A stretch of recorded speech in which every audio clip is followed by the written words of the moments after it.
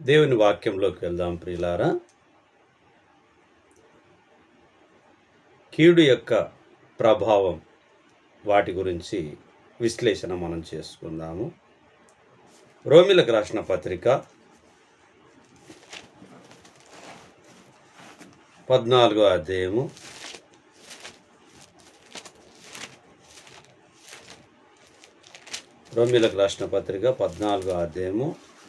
15వ వచనాన్ని మనం చూద్దాము. నీ సహోదరుడు నీ భోజన మూలముగా దుఃఖించిన ఎడల నీవికను ప్రేమ కలిగి నడుచుకొని వాడవు కావు. ఎవని కొరకు క్రీస్తు చనిపోయెనో వానిని నీ భోజనము చేత పాడు చెయ్యకుము. 13వ వచనం నుంచి మనం చదువుకుందాం. కాగా మనమిక మీదట ఒకరినొకడు తీర్పు తీర్చకుందుము. ఇదియుగాక సహోదరునికి అడ్డమైనను ఆటంకమైనను కలగజేయకుందుమని మీరు నిశ్చయించుకొనుడి. సమాజము ఏదియో నిషిద్ధము కాదని నేను ప్రభువైన యేసునందు ఎరిగి రూఢిగా నమ్ముచున్నాను. అయితే ఏదైనను నిషిద్ధమని ఎంచుకొని వానికి అది నిషిద్ధము. నీ సహోదరుడు నీ భోజనం మూలముగా దుఃఖించిన ఎడల నీవికను ప్రేమ కలిగి నడుచుకొని వాడవు కావు. ఎవని కొరకు క్రీస్తు చనిపోయెనో వానిని నీ భోజనము చేత పాడు చెయ్యకుము. మీకున్న మేలైనది దూషణ పాలు కానీయకుడి. దేవుని రాజ్యము భోజనము పానమును కాదు గాని నీతియు సమాధానమును పరిశుద్ధాత్మయందలి ఆనందంనై ఉన్నది. ఈ విషయమందు క్రీస్తునకు దాసుడైన వాడు దేవునికి ఇష్టడును మనుషుల దృష్టికి యోగ్యుడినై ఉన్నాడు. కాబట్టి సమాధానమును పరస్పర క్షేమాభివృద్ధి కలగజేయు వాటినే ఆసక్తితో అనుసరింతాము. దేవుని ఒక వాక్యం మనకు గుర్తు చేస్తుంది ఏమిటి అని అంటే 15వ వచనాన్ని మనం చూశాము. నీ సహోదరుడు నీ భోజనం మూలంగా దుఃఖించిన ఎడల నీవికను ప్రేమ కలిగి నడుచుకొని వాడవు కావు. అంటే మనము కీడు యొక్క ప్రభావం మన మీద ఉంటుంది అని చెప్పి దేవుని వాక్యం గుర్తు చేస్తూ ఉన్నది. కీడు యొక్క ప్రభావము మన మీద ఉంటుంది అని చెప్పి గుర్తు చేయబడుతుంది. కీడు అని అంటే ప్రత్యక్షంగా నేను ఏది చేయలేదు కదా అని అనుకోవచ్చు, పరోక్షకంగా నేనేం చేయలేదు కదా అని అనుకోవచ్చు. కానీ దేవుని వాక్యం మనకు గుర్తు చేస్తుంది ఏమిటి అని అంటే, ఒకవేళ నీ సహోదరునికి నీవు ప్రేమ కలిగి ఉండకపోతే కూడా, ఒకవేళ ఆయన ఆకలికొని ఉంటే నీ భోజనం పెట్టకపోతే కూడా, ఇది కూడా కీడు యొక్క ప్రభావం అని చెప్పి దేవుని వాక్యం గుర్తు చేస్తుంది. ఎవరి కొరకైతే యేసు ప్రభు వారు చనిపోయి ఉంటున్నారో, ఆయన ప్రేమమయుడై చనిపోయి ఉంటున్నాడు. కాబట్టి ఆ ప్రేమ నీలో లేకపోతే నీ వలన ఏమీ ప్రయోజనం లేదు. కీడుకు వారసునిగా నీవు ఉన్నావు, నేనున్నాను అని చెప్పి వాక్యము గుర్తు చేస్తూ ఉన్నది. కాబట్టి దేవుని రాజ్యము భోజనమును పానమును కాదు గాని నీతియు సమాధానమును పరిశుద్ధాత్మయందలి ఆనందంనై ఉన్నది. నీతియు సమాధానం మనం కలిగి ఉండాలి. అది ఆనందమయంగా మనకు దేవుని ప్రేమ మనకుంది అని చెప్పి గుర్తు చేయబడుతూ ఉన్నది.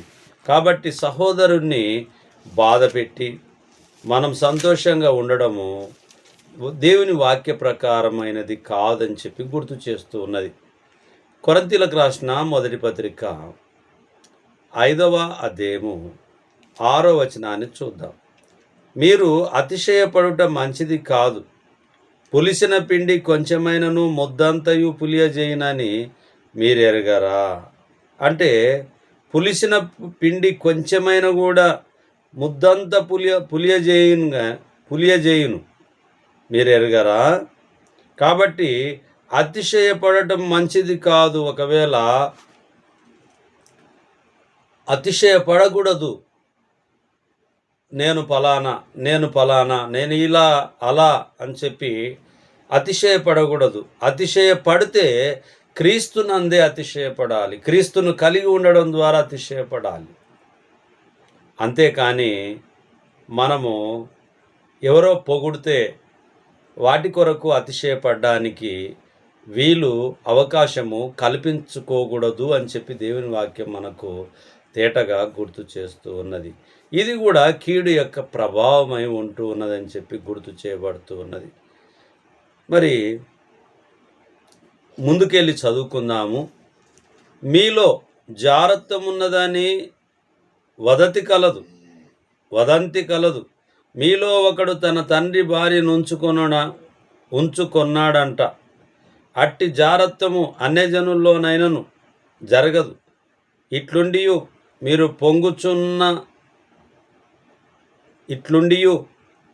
పొంగుచున్నారే గాని మీరెంత మాత్రం దుఃఖపడి ఇలాంటి కార్యము చేసిన వానిని మీలో నుండి వెలివేసిన వారు కారు. నేను దేహ విషయమై దూరంగా ఉన్నాను, ఆత్మ విషయమై సమీపముగా ఉండి మీతో కూడా ఉండి నట్టుగానే ఇట్టి కార్యము ఇలాగు చేసిన వానిని గురించి ఇదివరకే తీర్పు తీర్చి ఉన్నాను. ఏమనగా ప్రభు అయిన యేసు దినమందు వాని ఆత్మ రక్షింపబడినట్లు శరీరేచ్ఛలు నశించుటకై మన ప్రభు అయిన యేసుక్రీస్తు నామమున మీరును నా ఆత్మయు మన ప్రభు అయిన యేసుక్రీస్తు బలముతో కూడి వచ్చినప్పుడు అట్టి వానిని సాతానునకు అప్పగింపవలెను. మీరు అతిశయపడుట మంచిది కాదు. పులిసిన పిండి కొంచెమైనను ముద్దంతయు పులియజేయునని మీరు ఎరగరా? మీరు పులిసిన పిండి లేనివారు గనక క్రొత్త ముద్ద అవుటకై ఆ పాతదైన పులిసిన పిండి తీసి పారవేయుడి. ఇంతేకాక క్రీస్తు అను మన పశువు వధింపబడేను గనుక పాతదైన పులిపిండితోనైనను దుర్మార్గతయు దుష్టాంతమును పులిపిండితోనైనను కాకుండా నిష్కపటమును సత్యమును పులియని రొట్టెతో పండుగ ఆచరిద్దాం. మనకేముండాలని చెప్పి దేవుని వాక్యం గుర్తు చేస్తుంది.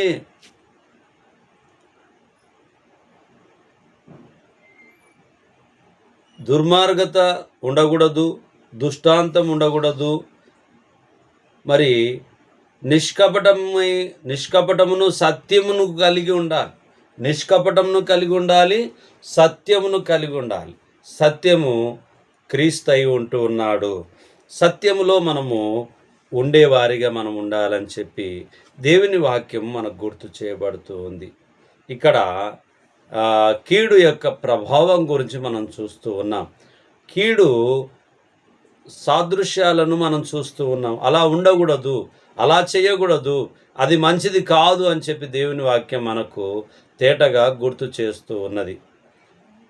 మరి 8వ అధ్యాయానికి వెళ్దాము. కొరింథీయులకు రాసిన మొదటి పత్రిక 8వ అధ్యాయము 10వ వచనాన్ని మనం చూద్దాం. 8:10 ఏలయనగా జ్ఞానం గల నీవు విగ్రహముల యందు భోజన పక్తిని కూర్చుండగా ఒకడు చూచిన ఎడల బలహీనమైన మనసాక్షి గల అతడు విగ్రహములకు బలి ఇయ్యబడిన పదార్థములను తినుటకై ధైర్యము తెచ్చుకొనును గదా. అందువలన ఎవని కొరకు క్రీస్తు చనిపోయాను, ఆ బలహీనుడైన నీ సహోదరుడు నీ జ్ఞానమును బట్టి నశించును. ఇలాగు సహోదరులు విరోధంగా పాపము చేయుట వలనను వారి బలహీనమైన మనస్సాక్షిని నొప్పించుట వలనను మీరు క్రీస్తునకు విరోధంగా పాపము చేయువారగుచున్నారు. కాబట్టి భోజన పదార్థం వలన నా సహోదరునికి అభ్యంతరం కలిగిన ఎడల నా సహోదరునికి అభ్యంతరం కలగజేయకుండుటకై నేనెన్నటికి మాంసము తినను. దేవుని వాక్యం గుర్తు చేస్తూ ఉంది. నీవు పలానా దగ్గర విగ్రహంలందు భోజన పక్తిలో కూర్చుండగా ఒకడు చూచిన ఎడల అంటే బలహీనమైనటువంటి స్వభావం కలిగినటువంటి వ్యక్తి ఒకవేళ చూస్తే తానేం చేస్తాడు అని అంటే ఏలి అనే కూర్చొని ఉన్నాడు, తింటూ ఉన్నాడు కాబట్టి నేను తినడంలో తప్పేం లేదు అని అనుకుంటాడు. కాబట్టి అలాంటి స్థలంలో, అలాంటి పరిస్థితుల్లో మన సహోదరులకు నష్టం కలిగేటటువంటి నిర్ణయాలు మనము తీసుకోవద్దు అని చెప్పి దేవుని వాక్యం గుర్తు చేయబడుతుంది. బలహీనులకు ఊతముగా బలపరిచేటటువంటిదిగా మనం ఉండాలి, కానీ మన నిర్ణయాలు బలహీనపరిచేటటువంటివిగా ఉండకూడదు అని చెప్పి దేవుని యొక్క వాక్యము మనల్ని గుర్తు చేస్తూ ఉన్నది. కీడు యొక్క ప్రభావము మరి బలహీనులైనటువంటి వారి మీద, బలహీనులమైనటువంటి మన మీద అది పడుతుంది అని చెప్పి గుర్తు చేయబడుతూ ఉన్నది. ఉపాధ్యాయుడు తాను మంచి టాలెంట్ పర్సెంట్ అయితే తాను విద్యార్థులను బాగుగా వారిని తీర్చిదిద్దగలుగుతాడు. గొప్పవారిని చేయడానికి ఆయన ఉపయోగపడతాడు.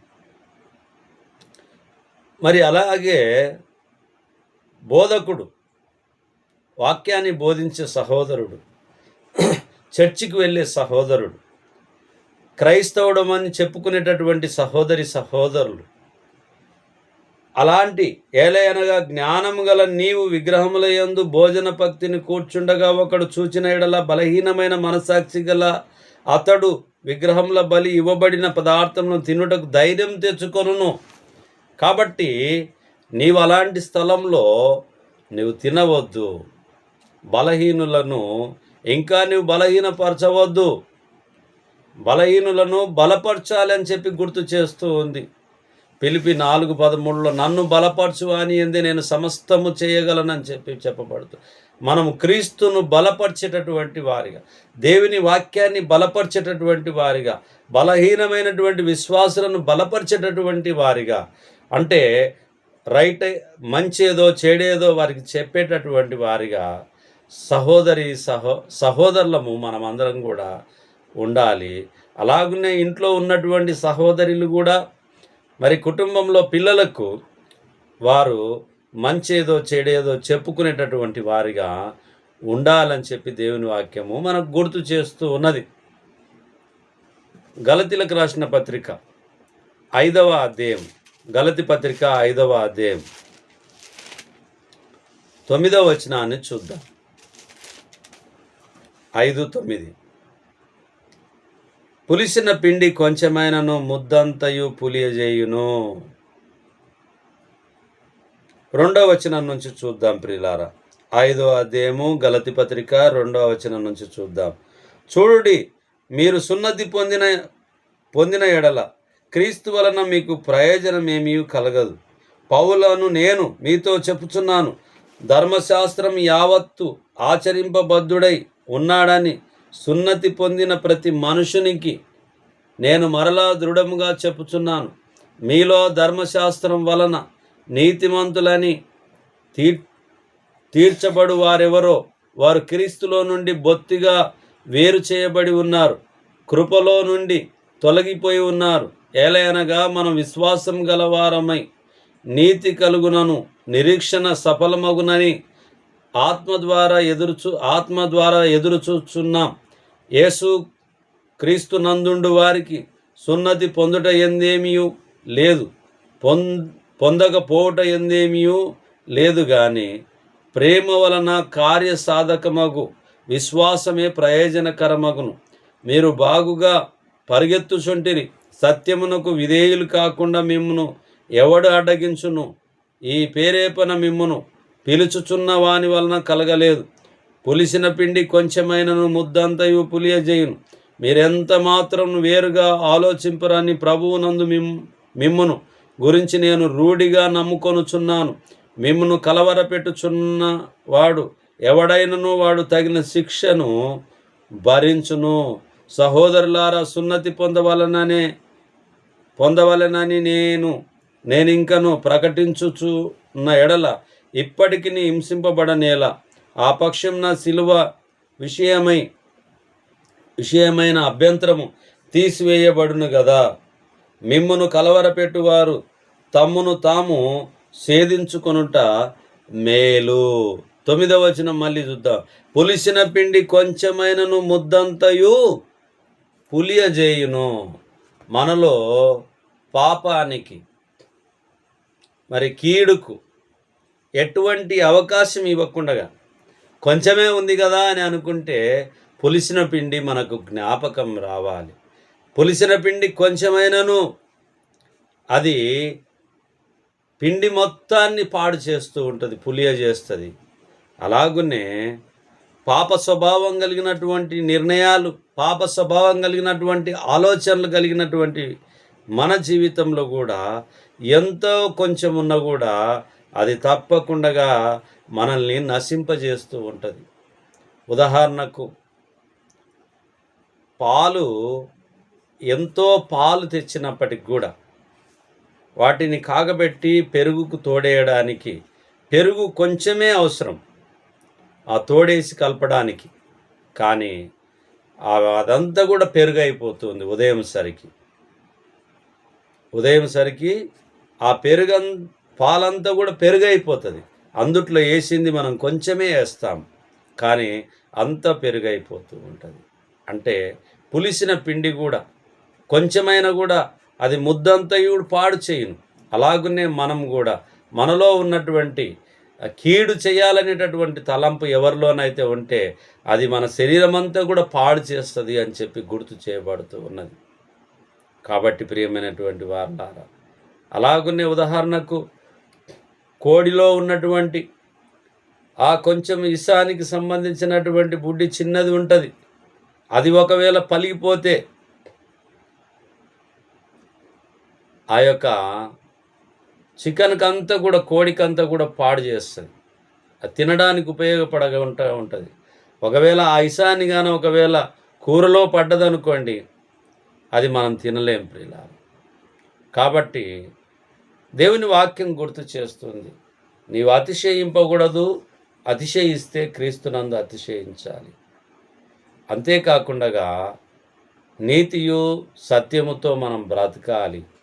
నీ సహోదరుని ఆకలి కొనబెట్టి బాధ పెట్టేటటువంటి వాడిగా మనం ఉండవద్దని చెప్పి దేవుని వాక్యం గుర్తు చేస్తుంది. కీడుకు ప్రతి కీడు మనం చేయవద్దని చెప్పి గుర్తు చేస్తూ ఉంది. కీడు యొక్క ప్రభావాన్ని ఎందుకొరకు మనం జ్ఞాపకం చేసుకుంటున్నాము. ఈ వరుసగా కీడుకు సంబంధించింది కీడు కీడు కీడు కీడు చేయవద్దు, కీడు చేయవద్దు అని చెప్పి దేవుని వాక్యం మనకు బోధిస్తూ ఉన్నది. వాటిని జ్ఞాపకం చేసుకొని వరుసగా వీటిని మనం బోధించుకుంటూ ఉన్నాం. ఎందుకనంటే మానవుడు కీడు నుండి తొలగడము చాలా మానవునికి శ్రేయస్కరం. కాబట్టి మానవుడు కీడు అనేటటువంటిది చేయకుండా ఉండడం వల్ల మానవునికి చాలా దీవెనకరంగా ఉంటుంది. కాబట్టి మనము మన జీవితాలను జాగ్రత్తగా ఉందాము. కీడుకు తావీయకుండగా, కీడు యొక్క ప్రభావం మనలో ఉండకుండగా మనం ప్రభు యొక్క పనిలో, ప్రభు యొక్క పరిచర్యలో, ప్రభు యొక్క ప్రేమలో, ప్రభు యొక్క వాక్యంలో, వాక్యానుసారమైనటువంటి బ్రతుకును మనం బ్రతకడానికి మానవులమైనటువంటి మనమందరము యేసు ప్రభువారి మార్గంలో ప్రయాణం చేస్తూ, ఆయనే మార్గమై ఉంటున్నాడు, సత్యమై ఉంటున్నాడు, జీవమై ఉంటున్నాడు. కాబట్టి ఆ మార్గంలో మనం ప్రయాణిస్తూ వెలుగులో ప్రకాశవంతమైనటువంటి జీవితాన్ని జీవిస్తూ మనలో చీకటి ఎంత మాత్రం పెట్టుకోకుండా, మనలో కీడనేటటువంటి ప్రభావం ఏమాత్రం పెట్టుకోకుండా మంచిని చేయడానికి మనవంతుగా మానవులుగా మనం ప్రయత్నం చేద్దాం. చిన్ని ప్రార్థన చేసుకున్నాం. మహోన్నతుడా, మహాగణుడా, పరిశుద్ధుడా, నీ పరిశుద్ధమైన నామాన్ని బట్టి మీకు వందనాలు చెల్లిస్తున్నాం. నైనా అమెరికా, అలాగునే ఇరాక్, ఇరాను, అలాగునే ఇజ్రాయెల్ దేశాలు నైనా యుద్ధాలు జరుగుతూ ఉంటున్నాయి. నాయన దయతో మీరు కనికరించండి. ప్రజలందరి మీద భారం పడుతూ ఉన్నది. ప్రజలందరికీ ఇబ్బంది కలుగుతూ ఉంటున్నది. ఎంతోమంది చనిపోతూ ఉంటున్నారు. ఎంతో ఆస్తులు నష్టపోతూ ఉంటున్నారు. నాయన ఎవరైనప్పటికీ, అమెరికా వారైనప్పటికీ, ఇజ్రాయెల్ దేశస్తులైనప్పటికీ, ఇరాన్ దేశస్థులైనప్పటికీ నైనా మానవులమైనటువంటి మేము అందరం సహోదర ప్రేమ కలిగి ఉండి నైనా యుద్ధాల జోలికి వెళ్ళకుండగా ప్రజలను మంచిగా జ్ఞానయుక్తంగా నడిపించడానికి నైనా ప్రజలందరికీ మేలుకరమైన నిర్ణయాలు తీసుకోవడానికి మమ్మల్ని పరిపాలిస్తున్నటువంటి అధికారులందరినీ భూప్రపంచం అంతటి మీద పరిపాలిస్తున్న అధికారులందరికీ మంచి జ్ఞానం చేత నింపి దీవించమని ప్రార్థిస్తూ ఉన్నాం. ఇదిగో నాయనా వాక్యాన్ని ఈ రాత్రి కాలమందు కీడు యొక్క ప్రభావం గురించి బోధించుకొని ఉంటుండగా నాయనా ఇందులో మేము పాలిభాగస్థులం కాకుండా మా జీవితంలో నాయన సరైన మార్గంలో ఉండులాగున సహాయం చేయమని వాక్యాన్ని వీక్షిస్తున్న మా ప్రియులందరినీ మీరు దీవించి ఆశీర్వదించమని ఈ మనవులు మీ కుమారుడు మా ప్రాణరక్షకుడు మాకై మరణం పొంది సమాధి చేయబడి తిరిగి లేచిన నజరేయుడైన యేసుక్రీస్తు అతి పరిశుద్ధమైన నామంలో బ్రతిమాలి అడిగి వేడుకొని ప్రార్థించుతున్నాము తండ్రి. ఆమేన్.